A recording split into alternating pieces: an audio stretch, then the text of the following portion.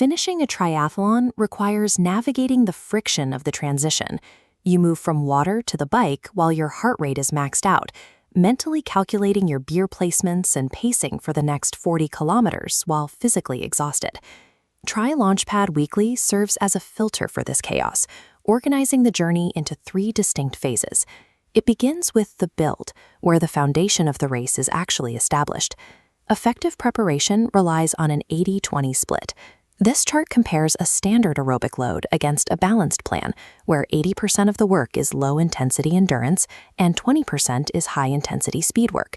Incorporating that 20% slice, like 5 400-meter sprints at your goal 5K pace, generates the power needed for a fast finish. Physical fitness only translates to race day results through this kind of structured planning. In the build phase, you are constructing the durability you'll need long before you reach the starting line. Technology helps manage the repetition of these early training blocks. Many athletes use specialized gear, like the Outlier Free Pro Plus bone conduction headphones, to bring audio into their swim sessions. These tools come with rigid technical constraints. These specific headphones are waterproof up to 1.5 meters for only 40 minutes and are limited strictly to freshwater environments, requiring you to plan your pool sessions around those windows. Sustaining this training volume requires more than just gear. It requires a body capable of handling repetitive loading. Coaches recommend adding 20 minutes of bodyweight strength training twice a week to protect joints and prevent overuse injuries that derail endurance athletes.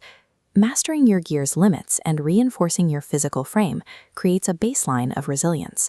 You will rely on that stability when the schedule inevitably changes. Even the most detailed build phase will eventually encounter a disruption. At that point, your progress depends on your ability to adjust your training plan in real time. The 2026 WTCS Abu Dhabi races provided a clear example of this when the event was suddenly postponed. The shift forced the world's elite athletes to immediately abandon their peaked training cycles and find new ways to maintain their form. Beginners face similar hurdles on a smaller scale, such as losing access to a local swimming pool for an extended period. When you are dry docked, you can substitute pool time with rowing and resistance band exercises. These movements specifically engage the lats and core, mimicking the mechanical pull of a swim stroke without requiring a single drop of water.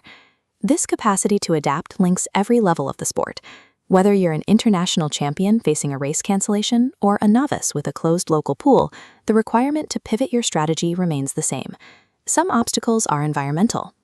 Transitioning from a stationary indoor tringer to public roads is a major psychological hurdle, particularly in areas where the infrastructure feels hostile to cyclists.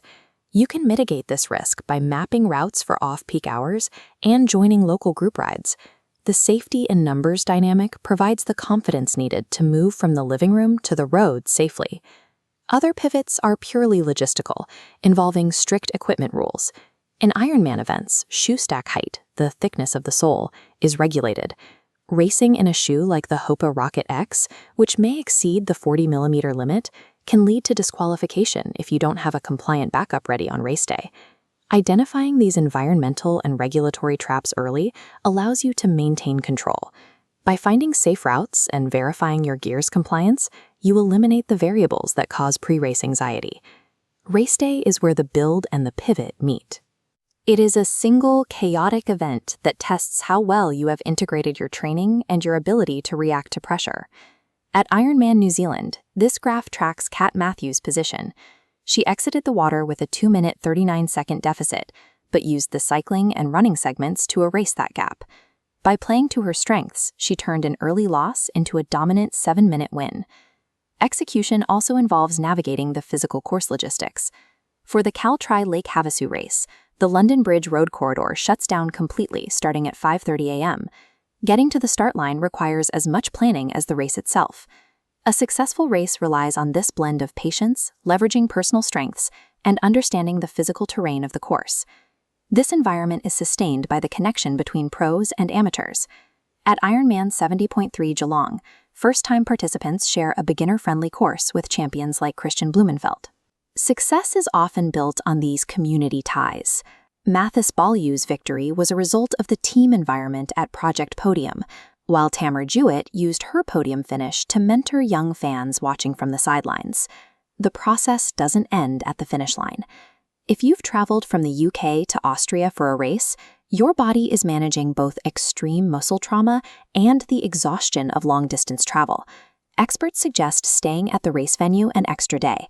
Booking a Tuesday flight instead of traveling on Monday allows for the downtime needed to prevent compounding physical exhaustion with the stress of a cramped airplane cabin.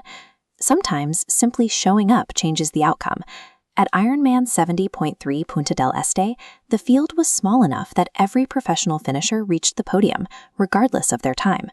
From the first high-intensity interval to the logistics of your post-race recovery flight, this timeline is built on a series of difficult commitments. The most significant progress occurs the moment you choose to start the journey. To help navigate your own triathlon adventure, subscribe to TriLaunchpad Weekly today.